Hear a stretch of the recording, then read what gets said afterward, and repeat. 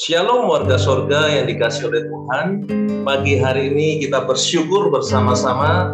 Kita akan merenungkan firman Tuhan. Saya percaya semua kita yang mengikuti doa pagi hari ini, semua kita sehat kuat, bahkan kita senantiasa diberkati oleh Tuhan Yesus. Beberapa kita seringkali pernah mengalami yang namanya kecewa dengan Tuhan Yesus. Oleh karena apa?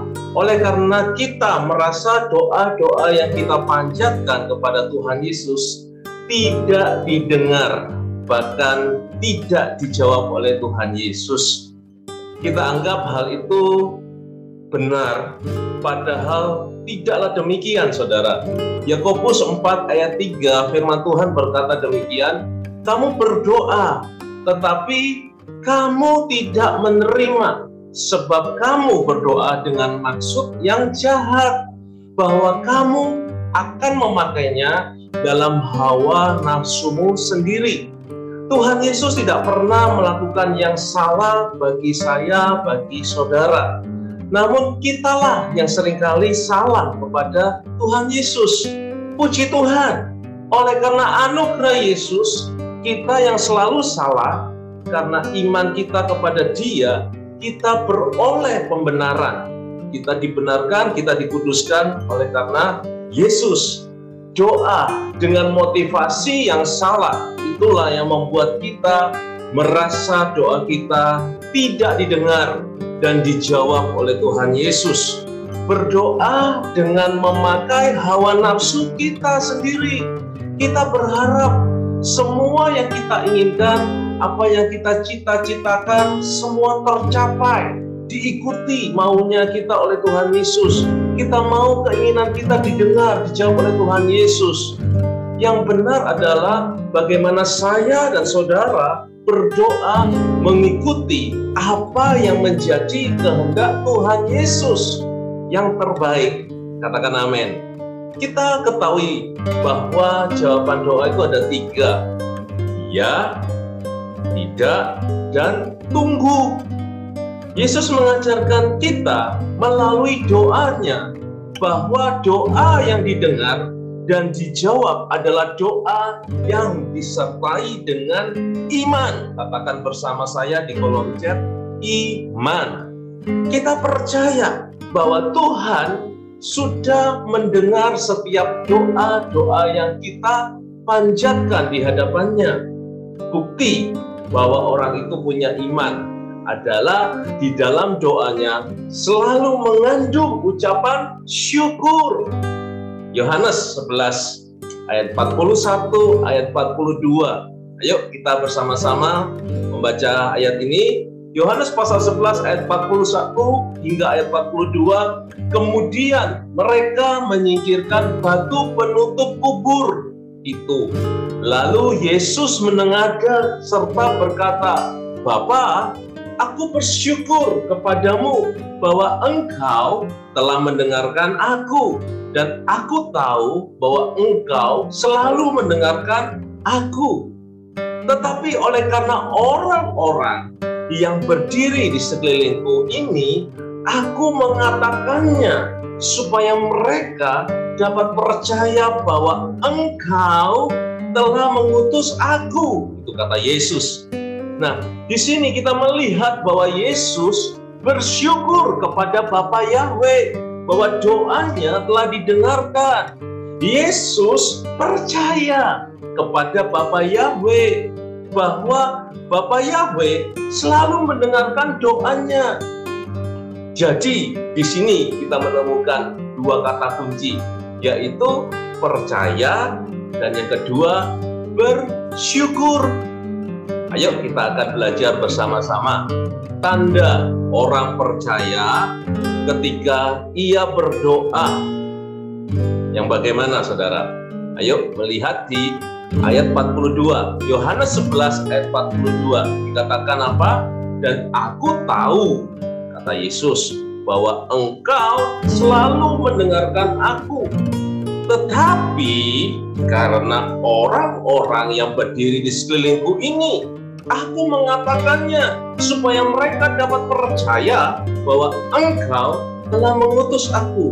Itu perkataan Yesus, saudara. Nah, di sini kita melihat bahwa Yesus mengatakan kepada Bapa Yahweh dengan suara yang keras di hadapan banyak orang yang bersama-sama dengannya, bahwa Yesus percaya, Yesus bersyukur atas doa yang dinaikkan itu telah didengar dan dijawab oleh Bapa Yahweh. Hal ini dimaksudkan agar orang-orang di sekitarnya menjadi percaya bahwa Bapa Yahweh telah mengutusnya untuk keselamatan mereka. Jadi, Yesus sedang membangun kredibilitas. Yang pertama yang kita bisa pelajari, tanda orang percaya ketika ia berdoa, yaitu credibility, atau dalam bahasa Indonesia kredibilitas. Apa sih yang dimaksud dengan kredibilitas itu? Saya menemukan dalam Kamus Besar Bahasa Indonesia, ternyata arti daripada kredibilitas itu adalah sesuatu yang dapat dipercaya. Yesus melalui doanya sedang membangun kepercayaan banyak orang terhadap dirinya. Yesus membangun kredibilitas, bukan maksud untuk kepentingan hawa nafsunya atau Yesus mau show off. No, tidak, saudara. Namun di sini kita melihat Yesus melalui doanya, ia ingin menggiring orang-orang tersebut percaya kepada Bapa Yahweh. Dalam posisi ini, Yesus sebagai manusia seutuhnya. Dia memposisikan sebagai manusia yang ada, saudara. Nah, kita pun, saya, saudara, mengikuti teladan Yesus. Biarlah sebagai orang yang percaya, yang berdoa, doa-doa kita adalah doa yang mengandung kredibilitas. Sehingga melalui setiap kita, saya dan saudara, orang-orang itu akan datang berbondong-bondong untuk percaya akan kuasa mujizat Tuhan Yesus. Mereka akan datang untuk minta didoakan di dalam nama Tuhan Yesus oleh setiap kita. Dengan kata lain, saya, saudara, semua kita menjadi berkat bagi banyak jiwa-jiwa. Kita bukan berdoa dengan doa yang biasa-biasa saja. Kita berdoa bukan doa dengan kapasitas yang seadanya, rutinitas. No, bukan. Namun berdoa bagi mereka dengan penuh kesungguhan hati. Mereka yang didoakan oleh setiap saudara, oleh setiap kita, merasakan suatu aliran mujizat. Mereka yang buta melihat, mereka yang tuli mendengar, yang bisu berkata-kata, yang lumpuh berjalan dalam nama Tuhan Yesus. Terjadi mujizat. Oleh karena apa?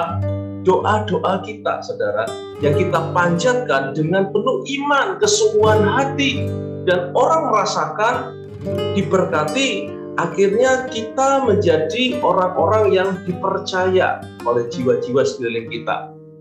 Nah, inilah yang menjadi teladan Yesus. Yesus memberikan teladan di dalam doanya, dia boleh menjadi berkat. Dia dipercaya oleh orang-orang banyak yang ada saat itu. Ketika peristiwa Lazarus mati, sudah 4 hari dalam kubur, Yesus dipanggil untuk mendoakan. Jadi Yesus dipercaya, saudara. Bagaimana dengan kita? Biarlah saya berdoa, semua kita, saya, saudara, adalah orang-orang yang dipercaya. Akan banyak goyang jiwa-jiwa melalui kehidupan kita. Banyak orang yang datang minta didoakan, dan ketika saudara doakan, terjadi mujizat. Katakan amin. Ketik di kolom chat, amin, amin, saya diberkati. Haleluya.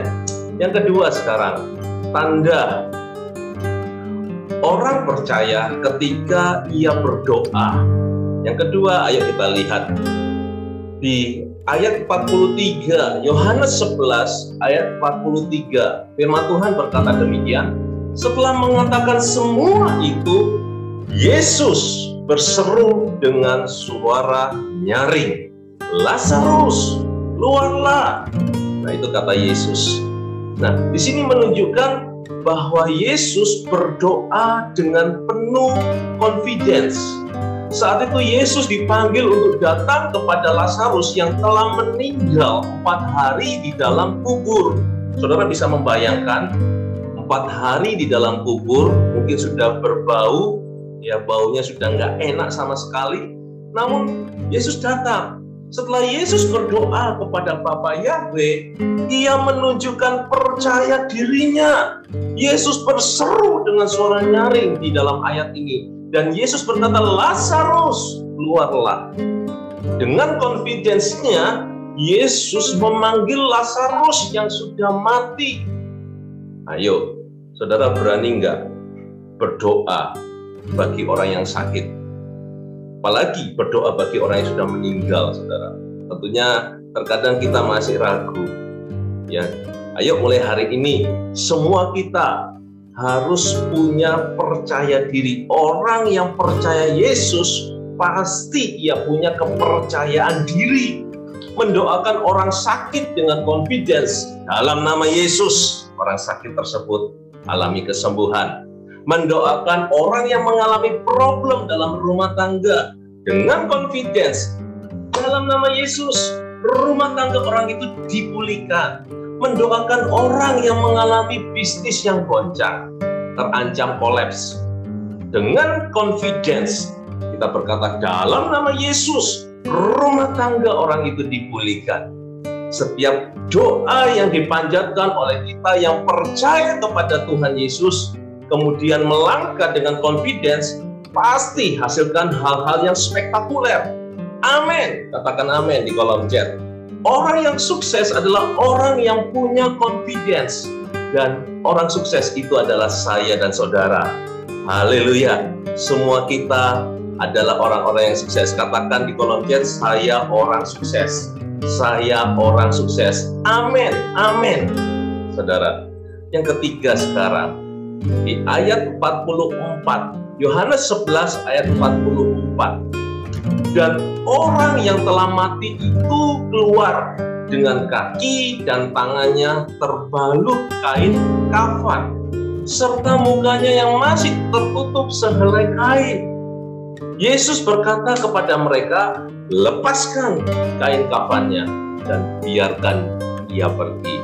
Saudara, setelah Yesus memanggil keluar Lazarus dengan suara nyaring, hal selanjutnya yang terjadi, Lazarus yang sudah mati 4 hari itu bangkit dan keluar dari kubur dengan kondisi kaki, tangan terbalut kain kafan. Wajahnya saat itu tertutup dengan sehelai kain, kata Bible.